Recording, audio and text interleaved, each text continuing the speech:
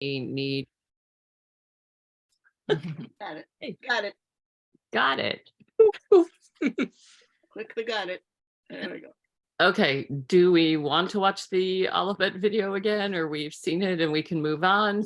Totally up to you. We got through Vav last week. We were sort of at Vav, plus I think we did a few other letters, which I forgot to write down. But there we are. Yeah, that's my Vav with the missing Oh yeah, with missing lines. yeah, the missing lines. And here's the weird thing, like I did my husband and my ketubah, and for some reason on that one, I was looking at it one day, like 6 years after we were married, and I realized that I didn't put in the lines at the bottom. It's like all the stuff at the top, so I like had to take it out of the frame and put the lines in and then reframe it and redate it. So clearly sometimes I'm not all connected. It's a lot to keep track of. Yeah. On an energetic level. Yeah. You know, Anyway, Jen, Sharon's Don't say in perfection Delaware. is our requirement. Sharon's in Delaware, did you say? She'll be back next week. She apologized. She can't come on. Oh, okay. So she's She's not. with friends in Delaware tonight. So. Gotcha. Okay, well, as long as we're recording, she'll be able to see it. Yeah. So that's good. Yeah, so we were talking about Vav. I mean, we were talking about the Eitz Chaim last week. And how it's really actually three-dimensional. You know, it's not flat. And we're also, so I don't know if you can, let me take this out. I have tons of versions of this. So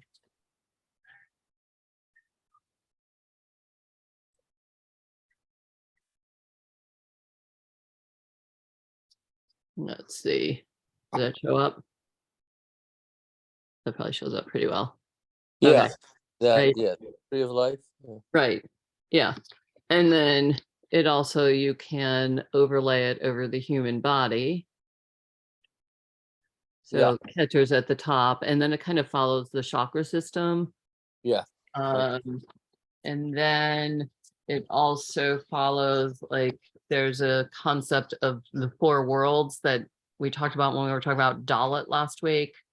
And so with the Eitz Chaim, with the four worlds, Asya is the first one that's, okay, I'm just going to go to Dalet. Sometimes I get these mixed up in my head and I confuse, for whatever reason, the, okay, where's Dalet? Oh, let me find my book. Okay, that'll make it easy. Every once in a while, I get the name for the physical world and the name for the spiritual world mixed up, and I don't want to do that. Although it does go back to your question last week about the world to come and the world now, and the, right. Yeah. you know, the physical and the spiritual, and really it's all one and the same. So in the four worlds, Asiya is the physical, so that's going to be Malchut at the bottom. Yetzirah is emotional, and that's going to be the next six. So where that kind of rainbow, that those six that are there, Gevurah and Chesed and Tiferet and Chod and Yetzirah and Yesod. Those six are Yetzirah, which is the emotional realm. Then up the two that are connected at the top and should be connected to Keter, those two are Chochmah and Bina, that's the intellectual world, that's Biriah. And the fourth, Atzilut, Keter, is spiritual. So, you know, if you ever just want to, like, you know, do a deep dive into the Eitz Chaim, there's, again, lots of ways to go with it. And Vav is, in my opinion, a really good analogy for all of that, because what Vav connects Keter at the bottom, so that's like our physical realm, to to figure out if it's Chokhmah or Bina. Bina. So it connects our physical world through the emotional realm up to the thinking, understanding. Chokhmah on the other side is wisdom. So this is something to ponder, I would say. So Vav is a hook. It's a link. It's a pivotal access point for the 6 directions. So you think north, south, east, west, above and below. We just went through the 4 worlds. It connects Malchut and Bina. So it reminds us that there's no separation. All things are one. And if you look at it, it even kind of looks like the Roman numeral 1. That's one of the things that I love about all of this is there are so many ways to kind of get clues for the meaning of things and the multiple interpretive meanings of things. So Vav represents the connection between our physical world and the spiritual world. It's Jacob's ladder, it's Elijah's chariot, it's Ezekiel's wheel, it's the divine mechanism for connecting with source. And actually, we are that mechanism, that link between God and the world. So if you think about Adam was created on the 6th day, Torah was revealed to us on the 6th day of Sivan. Vav tells us that our purpose through our thoughts, our words, our actions is to raise ourselves up to that spiritual realm. So Vav suggests that there are specific roadmaps to follow to make the connection on the journey, performing acts of loving kindness, gimilut chasadim, giving charity, or helping someone in need, tzedakah. And other mitzvot, religious obligations, are ways of connecting with God. In that process, we imbue ordinary activities with spiritual meaning, raising the actions and ourselves up the spiritual ladder. So another way of connecting is through our voice. Sound is a transmitter, prayer, praying out loud, singing, crying, talking to God are all ways to raise ourselves up to meet God. So in Judaism, as we know, there are brachas for everything. And by taking a moment to consciously acknowledge the divine presence, we add that spiritual element to an ordinary activity. So if you think of eating, you say the bracha before you eat, and it takes that ordinary activity of eating and makes it extraordinary, because it calls on God to take notice, and it brings that divine spiritual aspect into ordinary life. So the key, what Vav is telling us is it's about kavanah, conscious intention. It's important that we perform these acts with a pure heart rather than from a place of ego or looking for approval and recognition from others. So it makes me think of your comment last week when you said that these were kind of like from the inside looking out. That's, that's kind of what it is, you're not seeking approval from the outside in. This is all of this really is the inside looking out and making that connection internally. So that's Vav in a nutshell. Any questions? Or comments? Not that I like this, that most people don't know this, Jen. I don't know if you knew this, but if you look at how you spell Vav, and what the equivalent is 6, right? It's Aleph, Bet, Gimel, Dalet, Hey, Vav. So that's 6. So in Hebrew, I'm preparing to go to Israel, so I'm speaking a lot of Hebrew with Israelis lately. So Sheish is the number we know from our Hebrew class. Sheish is the number for 6 in Hebrew. So if you look at 6 and you see the word Sheish, so what is it an acronym? I always believe there's an acronym. So Sheish stands for, I don't know if many people know this, but Sheish stands for the 2 times we say the Shema. I know a lot of people know that we say the Shema in the morning, right? And we say the Shema at night. So we say the Shema twice a day. So Shin means we say the Shema in the morning and we say the Shema at night. Do you know that, Jen? It's a Sheish. It's an acronym for the double Shmas that are so important to us. I love it. We live our life. When someone is about to pass away, I recite the Shema. the second Shema of the Uh-huh. day with them as the final prayer. That's how important the Shema prayer is for us. And we all know that everyone loves the Shema prayer. And I think that's an interesting thing I always loved about the Sheish, about 6, is a double Shema. So Scott, can you switch to Sheish? Just a second, let me think. Yeah, about just that for a you second. can go to the end and up one or whatever. There we go. And then if you go back one, or yeah, there. So if you put 2 Sheishes next to each other, you've got 6. Hmm. So I think that's cool. And I'm going to remember that now. Okay. I'm good. Yeah. It's also the only single digit number that can be divided by both 2 and 3. So regardless of how many in your party, everybody's satisfied.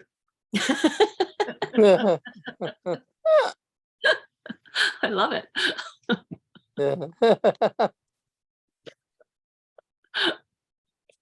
Okay, so if you want to go back to Zion,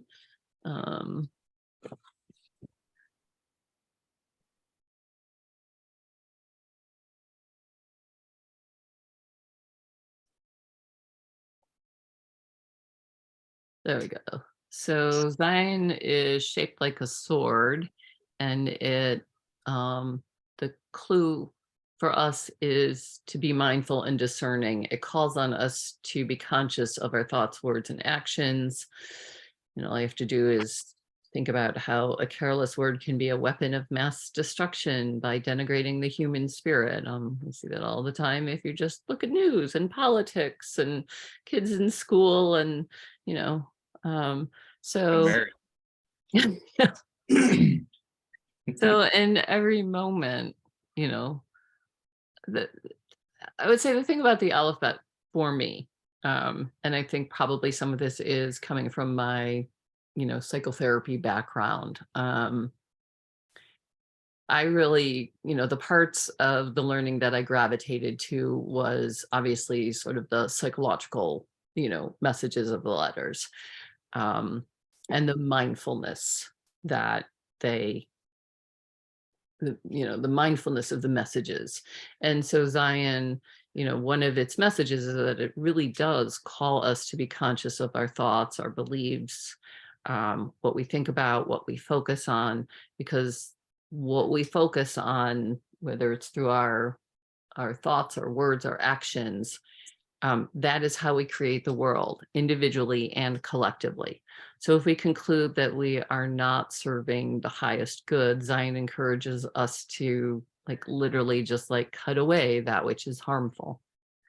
So it suggests that we're continually honing ourselves so that we can connect more fully with our soul's purpose, paring down, all that's no longer needed.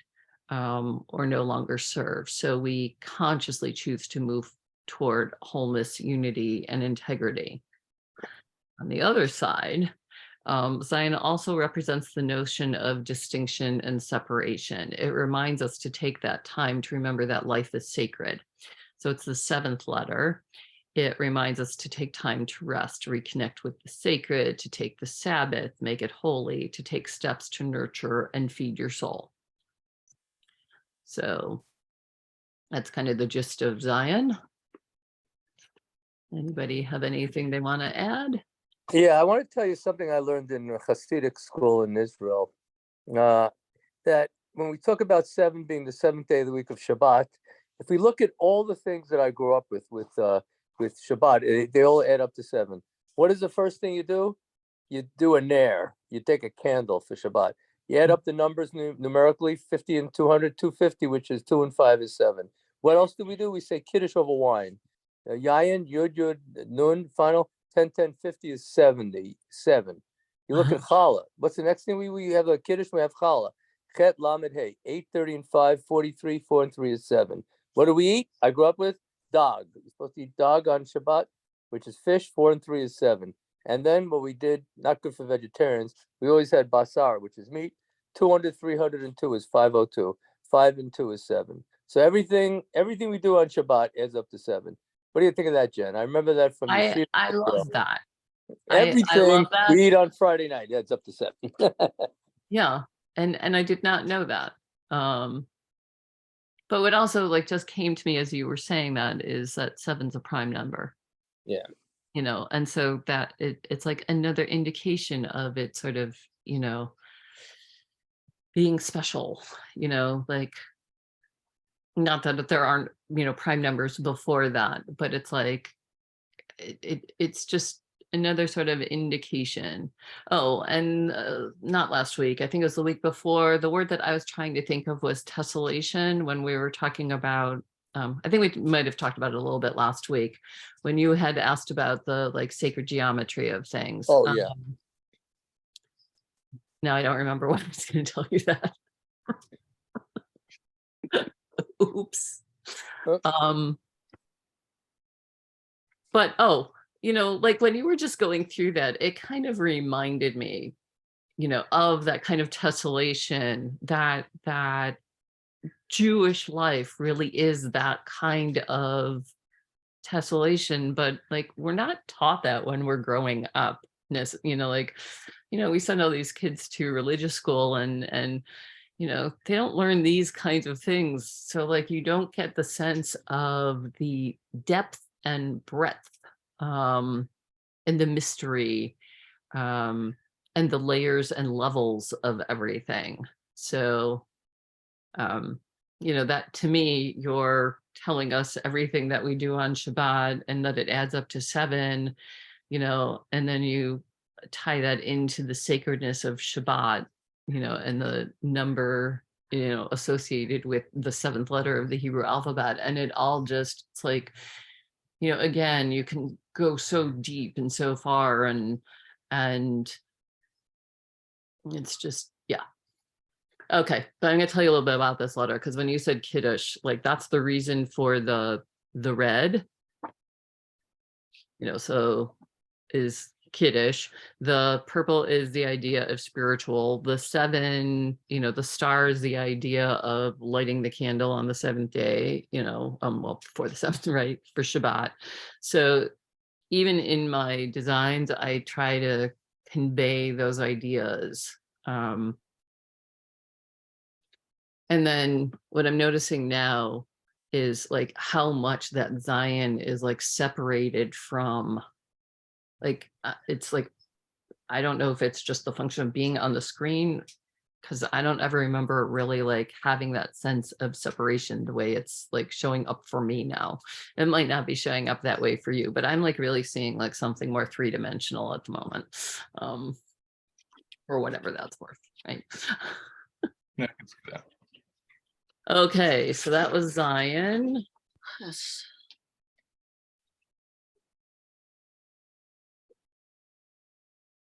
So if we, okay, so here's Het. So, you know, in Rosh Hashanah, when we read choose life, that's Het. So Het tells us to choose life. Our physical body is a temple that houses the divine spark. Het is that gateway. So physical existence is a pathway for the eternal to express itself, right? So Het reminds us to connect with God, eternal source of all creation. Our purpose, you know, is to connect through our thoughts, words, actions. You're going to get really tired of me saying that. Our goal is to raise ourselves up spiritually higher and higher. And we're called upon to lift up, glorify, sanctify life. So according to the Talmud, when you save a life, you save the world.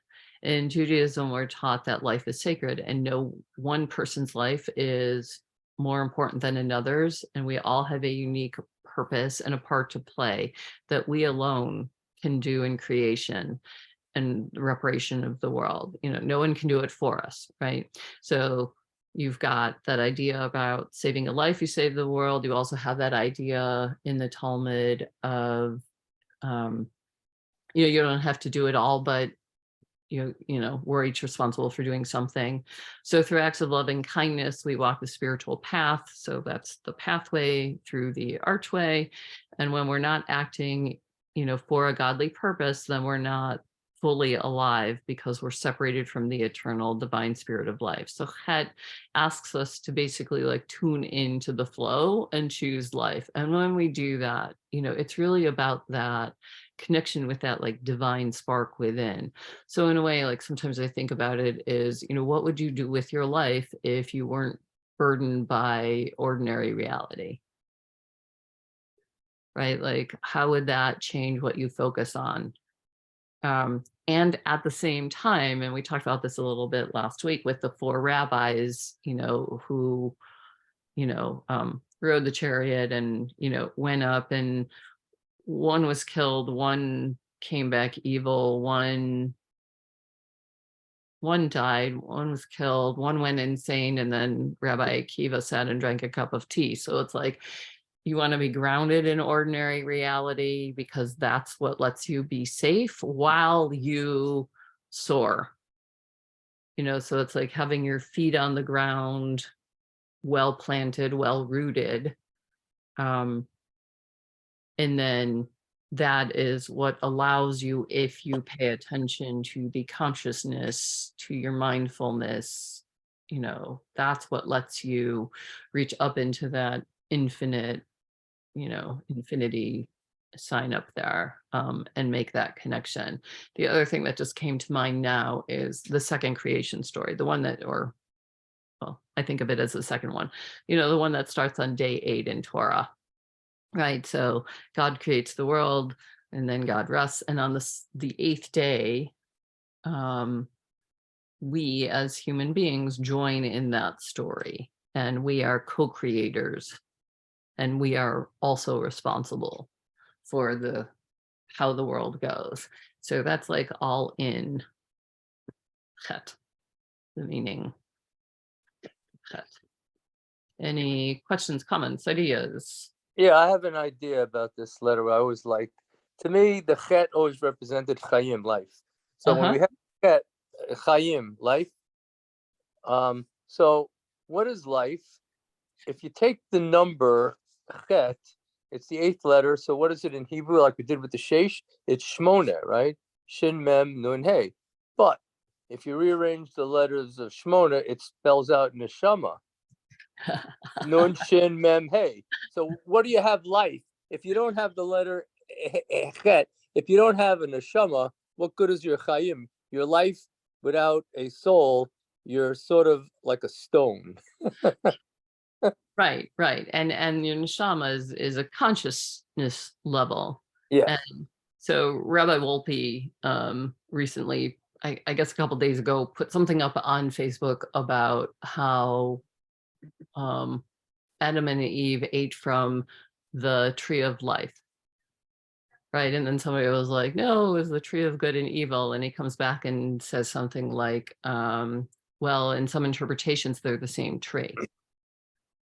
And that's kind of what you're talking about here, like, that consciousness, that knowledge, that soul. And if you don't have that knowledge, if you don't have that consciousness, then you don't have life. If you're just going through the motions, you're not really living life. So to choose life, I love that idea of neshama. Well, for those of you who don't know Rabbi Wolpe, he's from the Temple Sinai in Beverly Hills, where Craig Talman was the cantor that came up with the Friday Night Live that we love. Craig Talman's tunes, we use them every Friday night, and he's retiring this year. So another rabbi, a colleague of mine, retiring. So David Wolpe, Jen, he'll be retiring at the in a few months, and that'll be It was tenure there. take a sabbatical, I think he had said. Yeah. Yeah. But yeah, so anybody else have anything they want to contribute or ask about or comment on or have a personal experience? Yeah, I mean, I guess the only thing I could say is that grounding piece is very important, because you talked about, well, what if you weren't entangled with all of the things of this physical world? But they also allow that, they enable that connection to and they enable you to fulfill your purpose. And if everybody just spun off into the infinite, then right, nothing would get done. Yeah. Can't That's carry very out a plan if nobody's got boots on the ground. Yeah. Yeah. So there's the boots on the ground aspect and the grounding aspect. And then there's also, if you get so muddled down in that, right? I mean, you think about a lot of people who their whole world is just physical, and they're not paying attention to their emotions. They're not paying attention to their thoughts. They're not paying attention to any like spiritual connection. It's just all, in the physical realm. That's also a problem. So it's that, like, as I look at this piece, I'm seeing, the red on the bottom, clearly for me that actually you have like the colors that go through sort of that rainbow spectrum here. If you got like the root chakra kind of red at the bottom, that orangey red, so you've got root chakra and sacral kind of mixed together there. You have, the yellow and the green is kind of at that balance point. So that's like heart chakra, that's the as above, so below. So it's also, I think, you don't want to be so into the, ordinary physical reality or so only into your head, but as you just said, that balance point, coming from Tiferet, basically coming from that middle heart ground. That's, again, it's like that again becomes that gateway point, and in the tree of life in the 8th time, Tiferet is sort of that middle ground right there, where like it all meets. So, the thing that you'll, if you haven't noticed yet, is that the letters, like, they reinforce the messages of each other.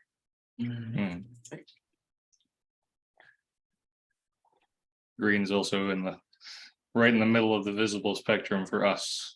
Yes. It's centered in our particular visual spectrum. Yeah. Yeah. So we're between the red earth and the purple sky, or the violet sky. Yeah. And that's where we exist. Yeah, and we're the green, no, we're the blue planet. Sorry, but for us, we live like, so much of how we live is, we need green, vegetables and grass and trees.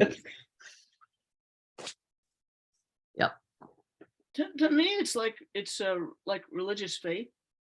It's like you're walking this path to God, and there's a faith in it because you don't really can't see beyond where you are, but you keep walking that spiritual path. And it looks, to me, it looks like the infinity above. It's infinity and then the mask, and it's really masking God in the sense of we can't see God. So it's a very powerful. Beyond our perception. Right. Yeah. And you're wearing a green shirt. Right.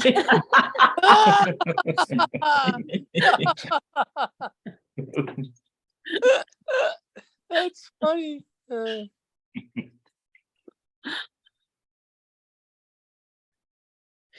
right, shall we move on to Tet? Tet?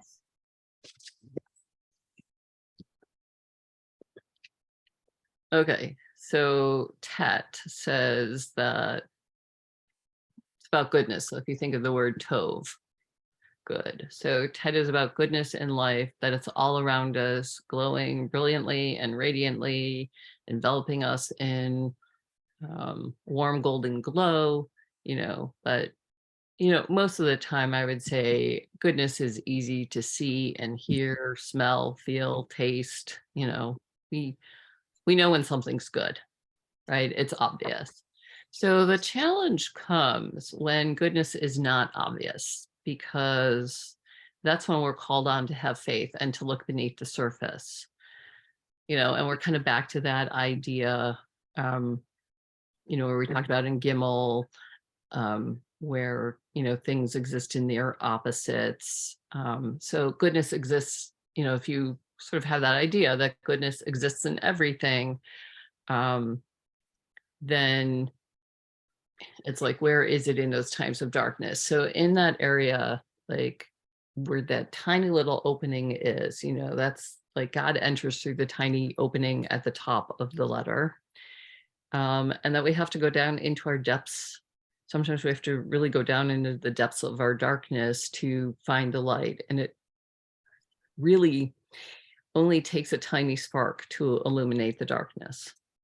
So everything that happens for a purpose which is often beyond our comprehension. So if we sort of have that premise that there's good in everything, even when we make bad choices or bad things happen, it's like, it's hard to wrap our minds around that one.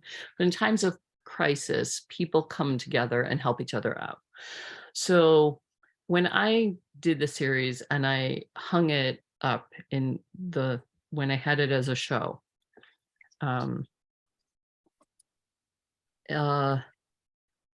it was like a couple days after 9/11. So my opening for the show was like, I don't know, a week after 9/11.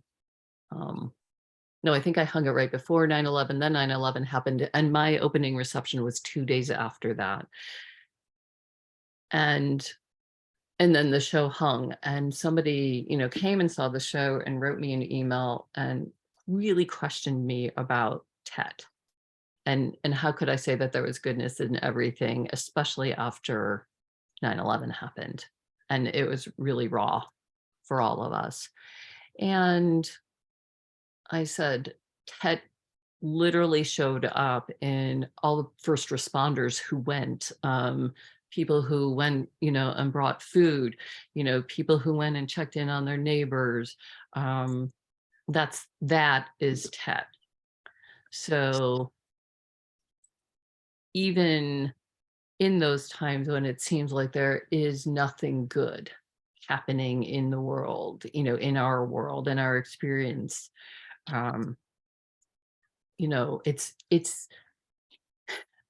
it's we who bring that divine essence and energy through our conscious intentions and actions, towards ourselves, towards each other.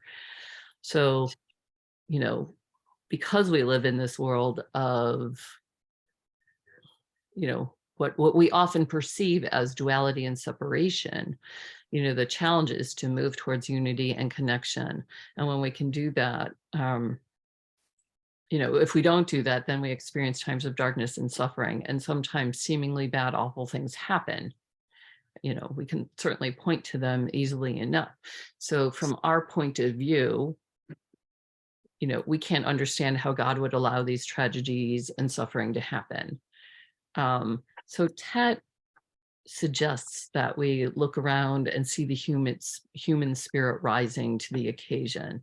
We see how people connect with each other, speak kindly, embrace each other in an effort to provide comfort.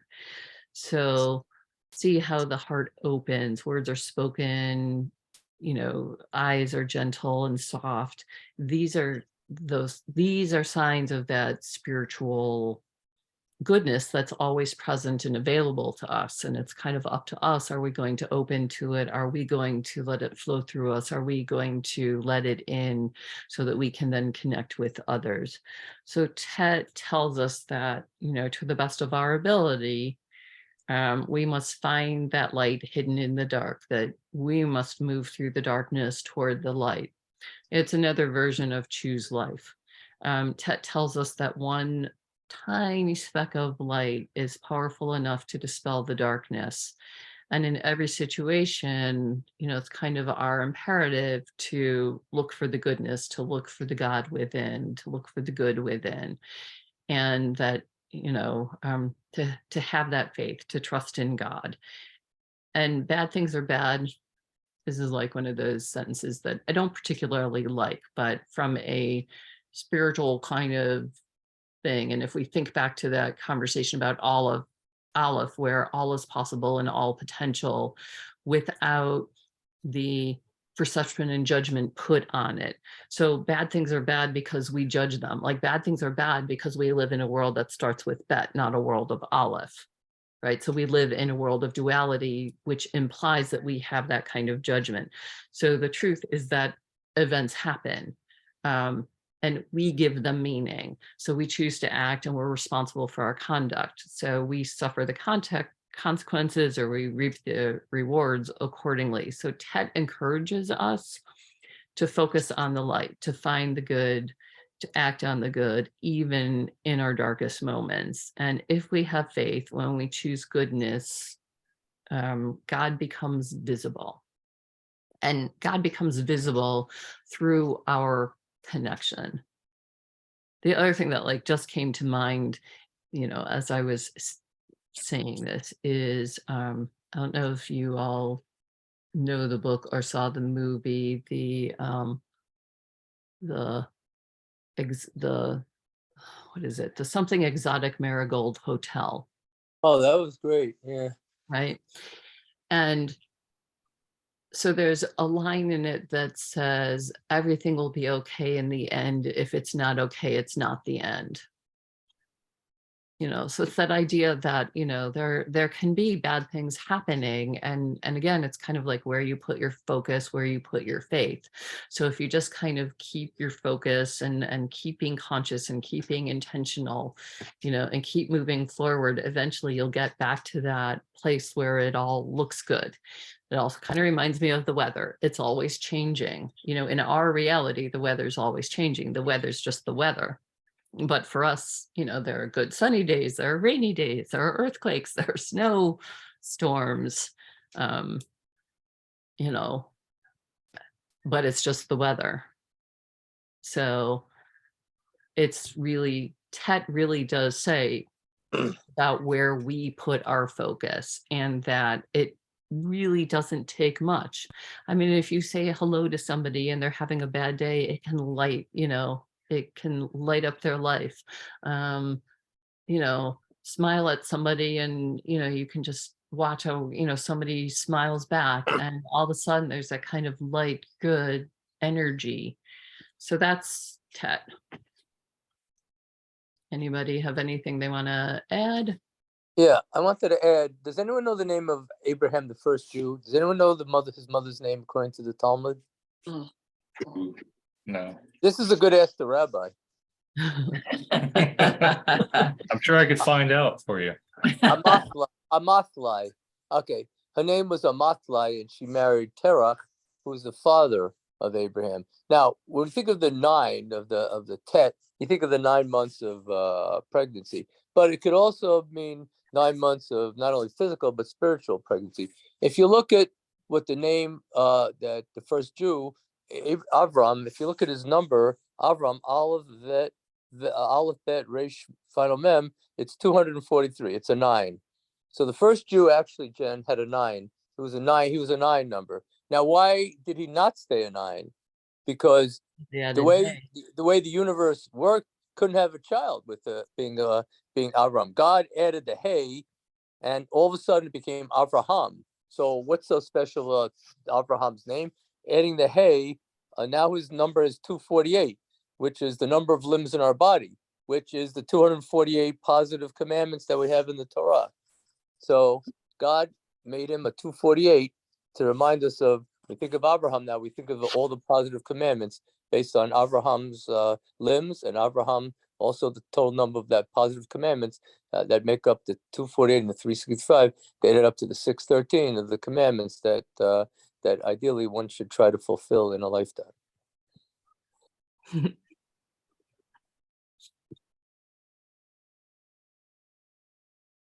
Yep. Thank you.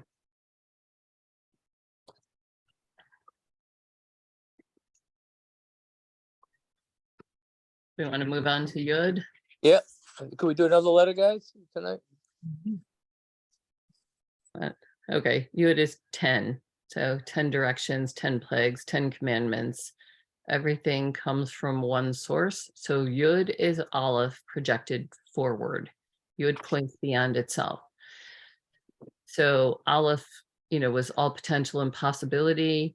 Yud is Aleph, more focused. Yud is divine spirituality manifested in the physical world through our work. We are made in the image of the divine. We physically move out into the world by walking 2 feet, 10 toes. We co-create with the divine, making things manifest by using our hands, 2 hands, 10 fingers.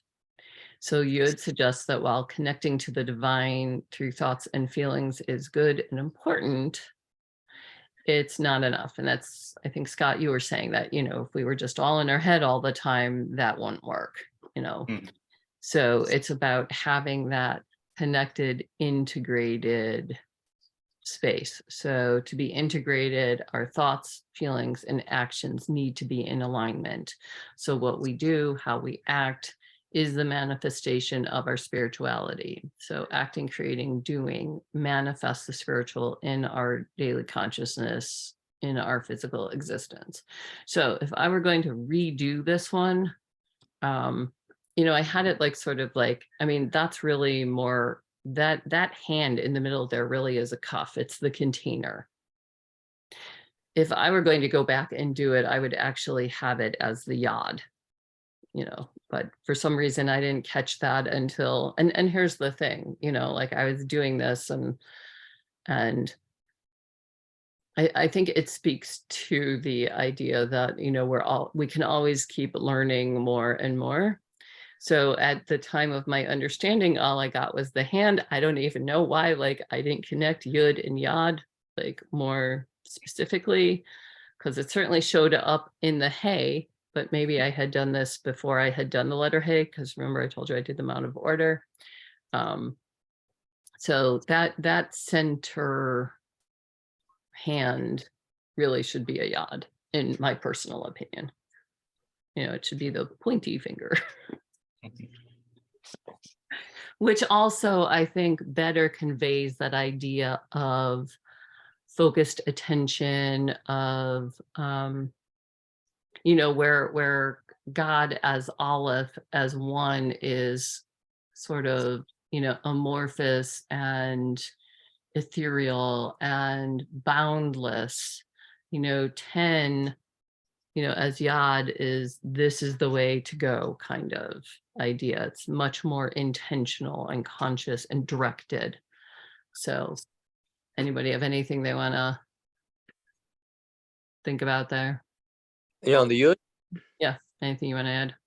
Yeah, well, since we have Passover coming up and we just reading about the Exodus of Egypt in the Torah, when we have evil in the world, and there was evil in the times of Pharaoh, what do we have? We have how many plagues were needed to eradicate evil and the shell evil of Pharaoh in Egypt? We had 10. 10 plagues, right? 10. Yud. We had 10 plagues. And also 10's magical through a number of things. And then what do we need also? Our whole Torah is based on 10 commandments. Again, from the sins that we had of the spies and also of of the sin of Aaron and the mobs. Anyway, so we needed 10 commandments to get rid of the evil. So God uses 10 in a magical way to overcome when there's evil in the world. He uses number 10 to overcome the evil shell of the world. I did not know that. I mean, I knew the plagues and the commandments, but I didn't know that that's new for me to think of 10 as God's way of overcoming evil. Yeah, it's interesting. But it kind of makes sense to me in that sense of that directed, focused, clear energy.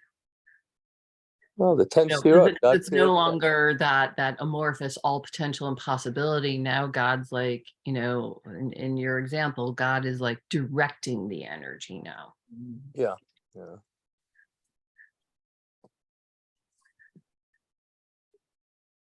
Well, thank you, Jen. This has been great. We got to the letter Yud. That's great. So anyway, I hope everyone's the book next week to look at the book and meditate on the book, and we have an article about you, Jen, in the local papers. So maybe Thank you. post the book through that as well. So Yeah, the discussion on the last 3 letters is particularly good. I think all 3 of them go together. Right. So, right, the green, the balance between the Oh. doorway, right, the top, the you know, the difference between what we have decided is good and bad and moral and unjust, and right, the difference there is being acceptance. And then the yud is that that direction, that focus, that intent, that focused energy and intent to either elevate something or to suppress it. Yeah. And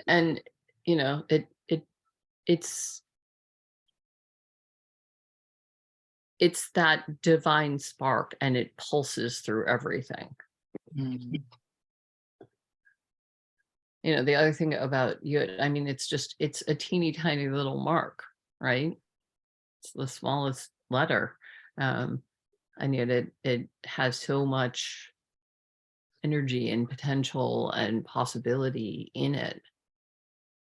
I think it also tells us that it doesn't take much for the same way that Tet did. It doesn't take much if we are conscious and directed and focused in what we do.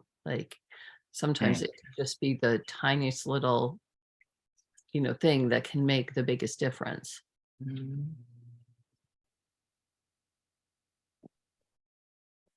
And in fact, I think I might have mentioned this last week. I had done a mandala. I had at one point I was sort of working through the chakras, and it kind of reminds me of counting the Omer, because when you if you count the Omer, you're going through the different one of the practices is to go through the Sefirot, right? The lower 7 Sefirot. And, so you've got, and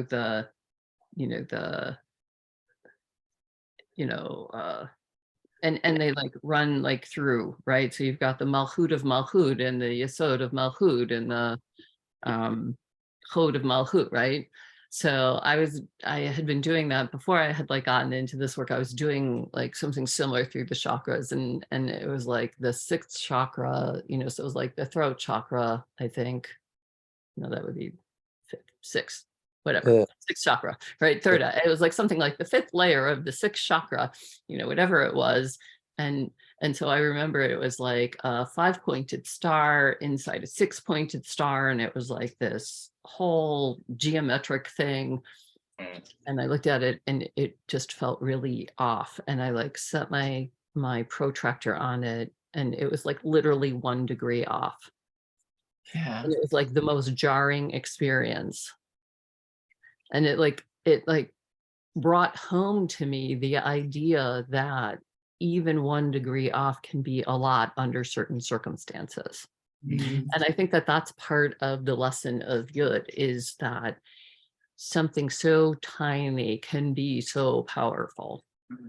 yeah. So we should wait on talking about fractals for a little while then. If you want to talk about spinning off into the Yes. ether, fractals will do it to you. Yes, they will. Absolutely. Talk about species again. So I guess next week we'll pick up where we left off. And Glad you're able to join us again next week, Jen. my pleasure. Good. Thank you so Awesome. much for inviting me. I'm having a great time. I really appreciate it. This is Good. terrific. Us too. Yeah. Thank Brilliant. you. So grateful to you for taking the time out to go over the letters with us. Hey, my pleasure. Thank you. Really, it's Thank an you. honor. I really appreciate it. And you, So, Cindy, You'll send me that Arlene, I guess info? you and I will talk. Yes. Okay, I will find my piece of paper that has all of your contact information. I hope you're luckier than I was. Well, how about I leave the, Wait, I did Well, send you leave an Scoop email, going so for you. actually, I know that I have it because I sent you an email that had my information in it. That's right.